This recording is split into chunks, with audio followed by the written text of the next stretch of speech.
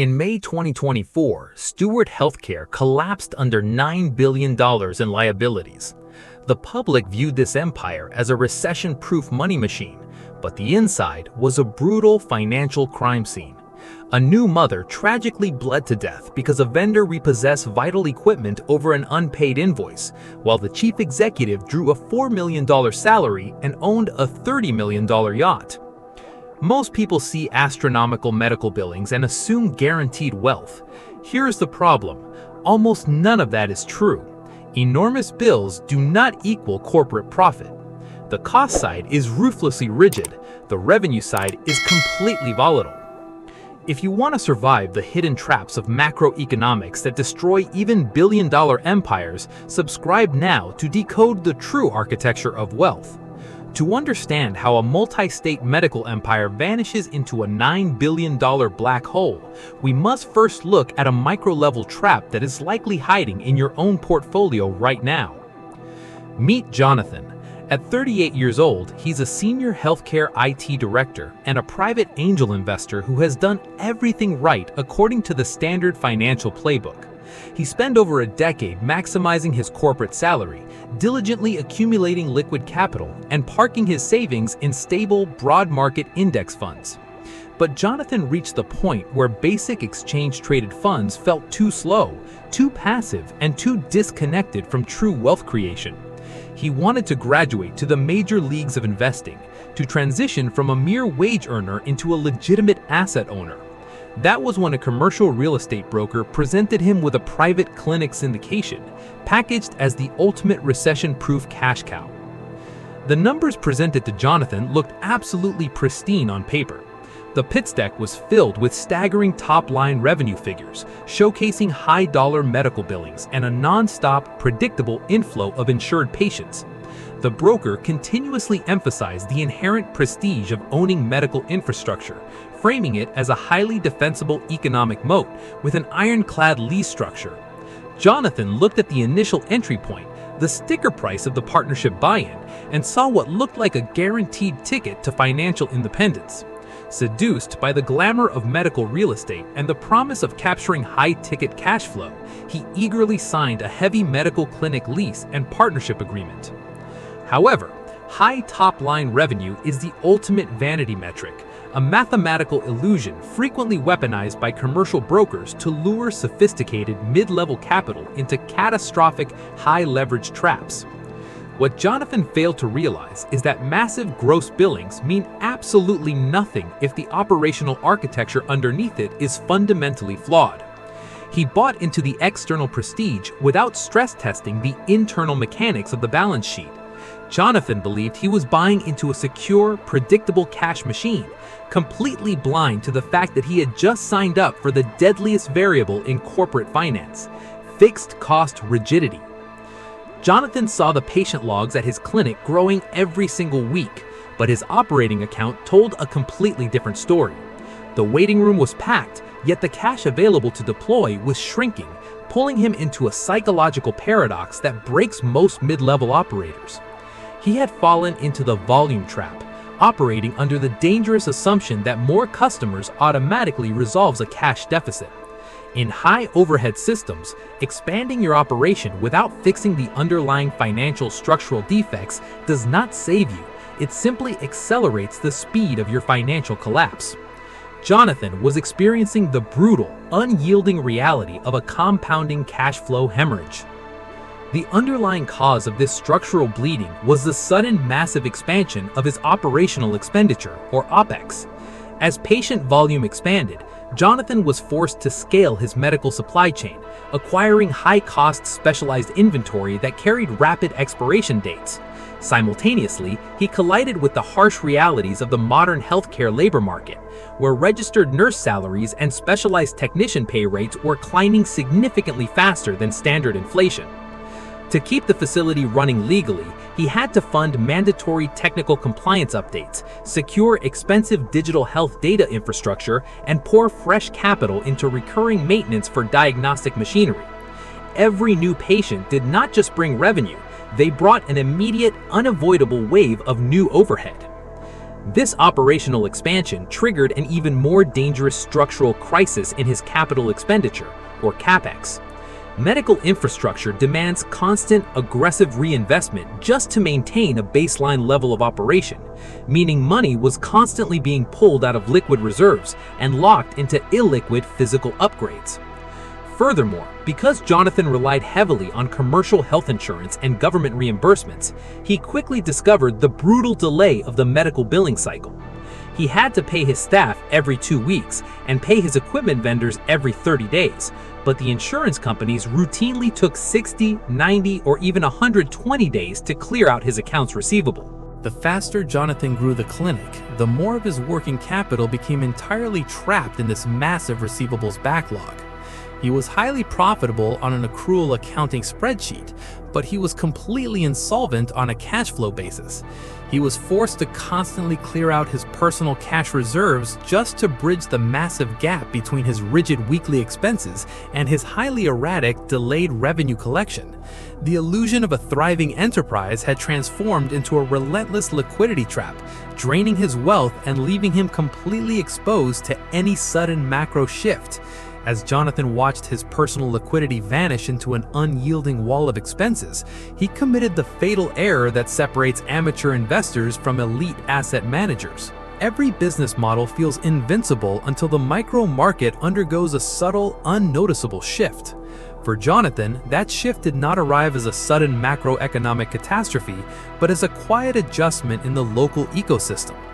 Two of the largest corporate employers in his clinic area renegotiated their corporate healthcare coverages, migrating their employee pools away from commercial insurance networks to tighter, restricted health maintenance organizations.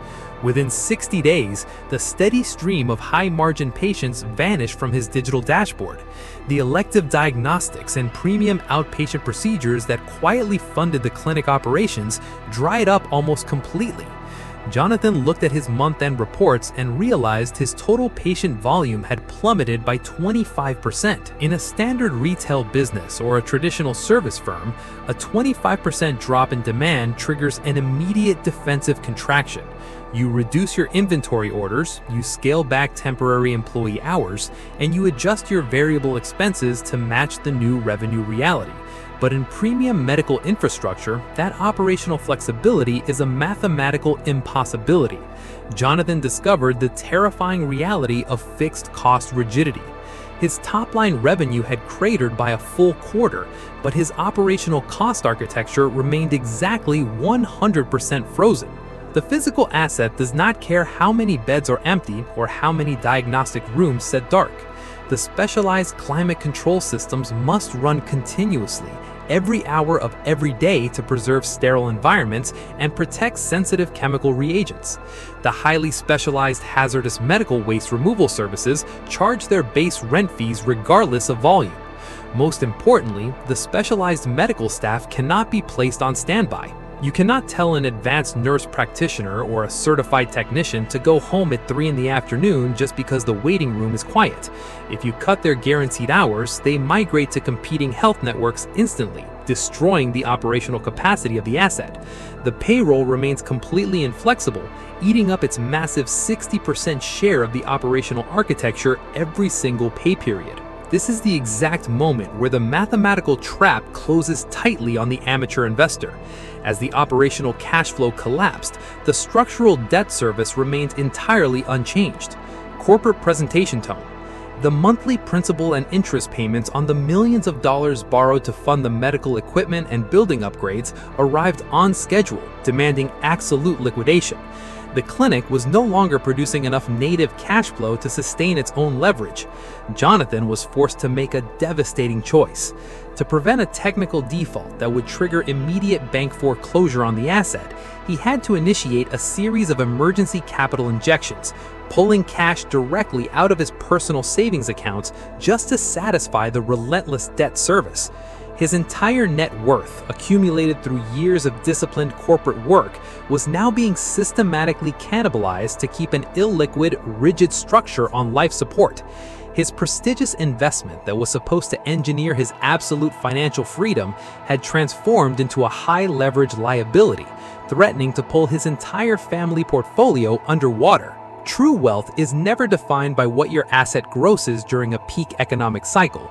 True wealth is defined entirely by the structural elasticity of your cost architecture when your revenue drops to zero. Jonathan thought his struggle was unique to a mid-tier clinic until he looked at the macroeconomic autopsies of the world's largest corporate health systems. Welcome to the operating table of global capitalism, where the glamorous illusions of high-ticket assets are systematically dissected. Documentary narrator. To understand why a local clinic or a massive hospital system collapses, we must enter the multi-billion-dollar playground of corporate private equity, because the mathematical flaws that destroyed Jonathan are identical to the systemic rot that brings down global conglomerates. Storyteller voice. In the year 2010, a prominent private equity firm named Cerberus Capital Management engineered a strategy that looked like absolute genius on paper. News reporter voice. They acquired 6 struggling community hospitals in New England for approximately $899.5 million, placing a brilliant cardiac surgeon in the chief executive seat to aggressively scale the enterprise. The system expanded rapidly, eventually operating 36 high-volume medical facilities across 8 different states, briefly transforming into the absolute largest for-profit hospital network in the entire United States. Whispers revelation. But hidden beneath this aggressive expansion was a fatal structural maneuver executed in the year 2016. Corporate presentation tone. To unlock massive upfront liquidity for its corporate backers, the company executed a classic sale-leaseback transaction. Documentary narrator. They stripped the physical real estate from the business, selling the actual land and the hospital buildings directly to a massive real estate investment trust known as Medical Properties Trust. Confident. This single maneuver generated an immediate monumental cash injection, allowing the corporate private equity sponsors to extract roughly $800 million in lucrative dividends when they exited the play in 2020. However, this massive upfront windfall came with a devastating structural catch. The hospital system was no longer the owner of its own foundations. The corporate entity had voluntarily chosen to inject an immense, permanent fixed cost rigidity right into the center of a naturally volatile operational model. This structural flaw becomes a corporate death sentence when it collides with the brutal reality of the payer mix. In macroeconomics, a healthcare asset does not control the pricing of its services. The total revenue generated by any medical facility is entirely dependent on who is sitting in the waiting room and who is settling the bill. When a patient covered by premium private insurance undergoes an advanced elective procedure, the reimbursement rates are highly lucrative, yielding strong net margins that keep the infrastructure alive. But when the exact same procedure is performed on a patient covered by government programs like Medicare or Medicaid, the system often reimburses at a significant discount, sometimes failing to cover the literal cost of the medical plastic used during the operation. Furthermore, federal statutes mandate that emergency departments cannot turn away patients based on their current liquidity, guaranteeing a massive, recurring stream of uncollectible bad debt and charity care. Across the industry, these uncompensated care metrics have been climbing by double-digit percentages year over year, squeezing the median hospital operating margin down to a razor-thin zone between 0.5% and 4.8%. When you stack a massive, immovable debt service or a $6.6 billion long-term lease obligation on top of a highly volatile operating margin, you're committing a textbook error in asset liability matching. The cost side of the ledger is stone-cold rigid, while the revenue side fluctuates based on shifting corporate insurance plans, government policy updates, and regional demographic changes. This severe asymmetry leaves zero margin for error. The moment the local payer makes shifts even slightly toward low reimbursement government programs, the rigid lease obligations begin to aggressively eat the operating cash flow. By the spring of 2024, the structural bleeding at the hospital system reached its inevitable conclusion. With cash completely dried up by the immovable rent demands, the network defaulted on its obligations to suppliers, leaving nurses without basic medical tape and forcing vendors to repossess life-saving specialized machinery. The company officially plunged into bankruptcy, carrying more than $9 billion in total liabilities, including $1 billion in unpaid vendor invoices. To prove this is not an isolated incident within the healthcare sector, look at the recent parallel collapse of Spirit Airlines between 2025 and 2026. The budget carrier operated on a highly sensitive asset model, attempting to solve a severe compression in unit revenue by scaling its capacity utilization rate. But just like the hospital system, they were trapped in an ironclad web of high fixed costs, expensive aircraft lease structures, and rising labor expenses. The moment consumer demand shifted and the competitive landscape compressed their operating margins, the rigid overhead crushed their liquidity, forcing them into a historic Chapter 11 bankruptcy reorganization. The profound macroeconomic lesson here transcends airlines and healthcare networks. True asset owners understand that you never sacrifice the structural elasticity of your business model for short-term liquidity. Stacking heavy, long-term, inflexible lease liabilities or massive debt service requirements on top of highly volatile operating margins is commercial suicide, whether you are managing a 500-bed regional trauma center or running a localized software company. Size provides absolutely no protection against the fundamental mismatch in your balance sheet.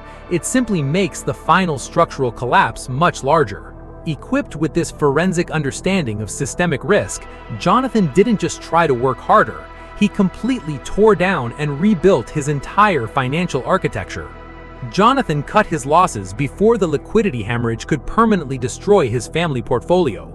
He executed a strategic restructuring of his private clinic liabilities, aggressively renegotiating the unyielding clauses embedded in his partnership agreement and converting his immediate operational exposure. He walked away from the high overhead, low margin commercial syndications that had held his capital hostage. Instead, he systematically modeled his personal balance sheet after the elite sovereign wealth funds of the world, building an ironclad capital reserve and focusing entirely on an architecture of financial elasticity. He migrated his remaining wealth into highly liquid, decentralized, and scalable compounding assets, deploying capital into broad market index funds, physical gold, and Bitcoin.